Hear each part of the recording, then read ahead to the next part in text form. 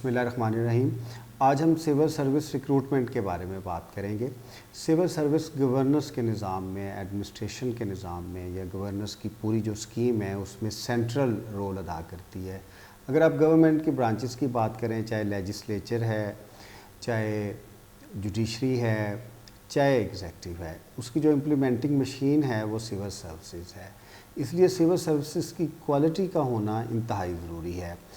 جو civil service ہے اس کو ایگزیکٹو کا امپلیمنٹنگ پارٹ بھی ہم کہہ سکتے ہیں، جو پولیٹیکل ایگزیکٹو کے ڈیسیجنز کو امپلیمنٹ کرے گی، جو جوڈیشری کے ڈیسیجنز کو امپلیمنٹ کرے گی، اور جو لیجسلیشن ہوگی، جو لیجسلیچر کرے گا اس کو بھی امپلیمنٹ کرے گی۔ تو اس کا رول جو ہے وہ سینٹرل ہے پوری گورنمنٹ کی اسکیم میں۔ اس لیے جو سول سروس ہے یا دوسرا پبلک ہیومن ریسورس ہے، اس کی ریکروٹمنٹ جو ہے وہ کوالٹیٹیولی ہونی چاہیے۔ اگر آپ کانسٹیٹیوشنل پروٹیکشن کی بات کریں تو آرٹیکل 242 فیڈرل افیئرز کے لیے فیڈرل پبلک سروس کمیشن اور پروونشل افیئرز کے لیے پروونشل پبلک سروس کمیشن کے جو آفسز ہیں ان کو بنانے کا ایک اہم ذریعہ ہے اور ایک کانسٹیٹیوشنل اوبلیگیشن ہے ہمارے گورننس کے نظام میں کہ ایف پی ایس سی اور پی پی ایس سیز جو ہیں وہ اسٹیبلش کیے جائیں، پھر ان کے متعلقہ ایکٹس ہیں جن کے ذریعے ٹرمز اینڈ کنڈیشنز جو سروسز کی ریکروٹمنٹ کی ہیں وہ ریگولیٹ کی جاتی ہیں۔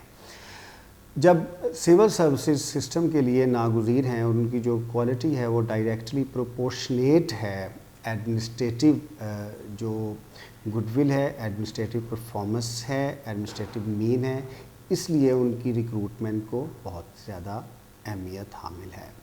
اب جو سول سروس کے ایگزامز ہیں، فیڈرل جو اس کا بنیادی ایگزام ہے جسے ہم سی ایس ایس کہتے ہیں، یا پروونشل جو ایگزامز ہیں جیسے پنجاب اور کے پی کے میں پی ایم ایس ہیں، سندھ اور بلوچستان میں P C S, B C S یا بی ایس ایس ہیں، ان کی کمپیٹیبلٹی، سول سروسز کے امتحان کی کمپیٹیبلٹی جو سول سروسز کی ریکوائرمنٹ ہے ان کے ساتھ ہونا ضروری ہے تاکہ جو ایچ آر ہے اس کی مماثلت ہو سکے جو سول سروسز کے آپریشنز ہیں۔ سول سروسز چینج ہو رہی ہیں، ان کے ڈائنامکس چینج ہو رہے ہیں، ان کے آپریشنز چینج ہو رہے ہیں۔ وہ جرنلسٹ کیڈر پہ پہلے کھڑی تھی، اب اسپیشلائزڈ سروسز آ رہی ہیں اور ضرورت بھی ہے کہ جنرل کیڈر کی جگہ اسپیشلائزڈ سروسز آئیں۔ اب یہ ایک علیحدہ بحث ہے کہ جنرل کیڈر سروسز ہونی چاہیے یا اسپیشلائزڈ کیڈر سروسز ہونی چاہیے۔ بات اصل میں یہ ہے کہ سروسز جیسی بھی ہیں ان کی کمپیٹیبلٹی ریکروٹمنٹ پروسیس سے ہونی چاہیے۔ اگر آپ ابھی سی ایس ایس یا پی ایم ایس کے ایگزامز دیکھیں تو وہ بنیادی طور پہ جرنلسٹ ایگزامز ہیں، وہ اسپیشلائزڈ ایگزامز نہیں ہیں، وہ کوئی سکلز کو ڈٹرمن نہیں کرتے۔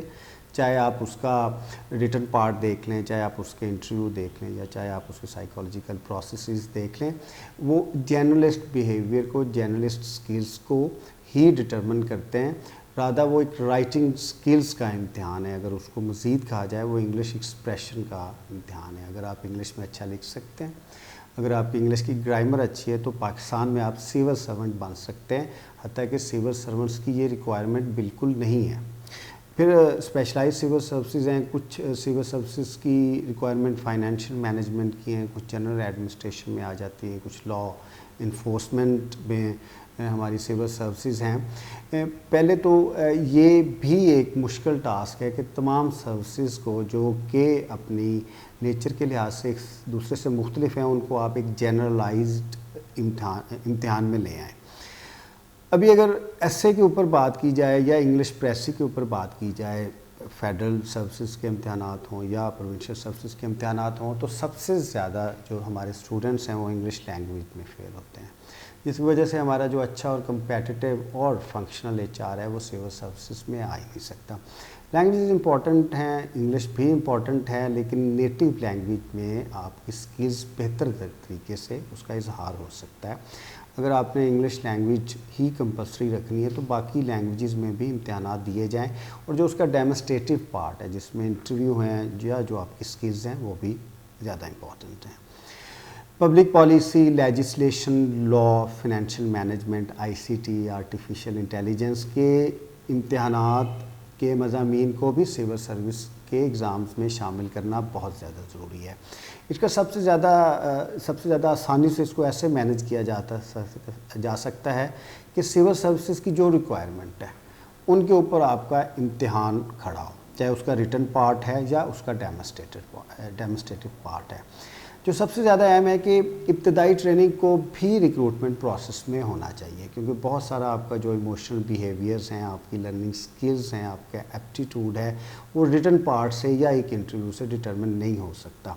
اگر اکیڈمیز میں بھی کچھ دن کے لیے ٹریننگ میں اس پروسیس کو شامل کیا جائے تو اس سے ایپٹیٹیوڈ کا پتہ چل جاتا ہے۔ ایپٹیٹیوڈ ڈٹرمن پورے پروسیس میں نہیں ہوتا۔ سول سروسز کے لیے ایپٹیٹیوڈ کا ہونا بہت زیادہ ضروری ہے، کیونکہ کمیونیکیشن سکلز بہت زیادہ امپورٹنٹ ہیں۔ آپ پولیٹیکل ایگزیکٹو کے ساتھ کام کرتے ہیں اور امپلیمنٹ کرتے ہیں پالیسیز کو، لاز کو، اور لوگوں کے ساتھ آپ کا ایک ڈائریکٹ ریلیشن ہوتا ہے۔ تو امتحانات جو ابھی سی ایس ایس کے یا پی ایم ایس کے ہیں وہ کسی لحاظ سے بھی سول سروسز کے آپریشن سے مطابقت نہیں رکھتے۔ اس لیے ہم اکثر دیکھتے ہیں کہ جو جونیئر آفیسرز ہیں جو مختلف ڈپارٹمنٹس میں جاتے ہیں، چاہے وہ فیڈرل سروسز کے ہیں یا وہ پروونشل سروسز کے ہیں، ان کے لیے بہت مشکل ہوتی ہے سروس کے اوائل میں سول سروسز کے آپریشن کرنا، کیونکہ ان کا جو امتحان ہے، جو ان کی ٹریننگ ہے، وہ کمپیٹیبلٹی ہی نہیں رکھتی۔ اس لیے ضرورت اس بات کی ہے کہ ریکروٹمنٹ پروسیس کو اثر نو ترتیب دیا جائے اور اس میں سکلز فیکٹر کو لے کے آیا جائے۔ اب عموماً اگر ہم نے ٹیچرز یا دوسرے پروفیشنز میں لوگ رکھنے ہوتے تو کچھ نہ کچھ ڈیمونسٹریشن اس کی پبلک سیکٹر میں کی جاتی ہے، لیکن سول سروسز بالکل جنرل کیڈر سروسز ہیں اور ان کے ایگزامینیشنز بھی اس طرح ہی جنرل ایگزامینیشنز ہیں، وہ اسپیشلائزڈ ایگزامینیشن نہیں ہیں۔ اس لیے ایچ آر کی کوالٹی جو ہے وہ سول سروسز کی اسی صورت میں بہتر ہو سکتی ہے کہ اس کا جو ریٹن پارٹ ہے یا جو ڈیمونسٹریٹو پارٹ ہے اس میں سکلز، اورینٹیشن اور جو باقی آپریشنز کی صلاحیتیں ہیں ان کو اچھے طریقے سے جانچا جا سکے۔ اگر کمپیٹیبلٹی ہو جائے سول سروسز کے امتحانات کی سول سروسز کے آپریشن سے تو اچھا ہیومن ریسورس آ جاتا ہے۔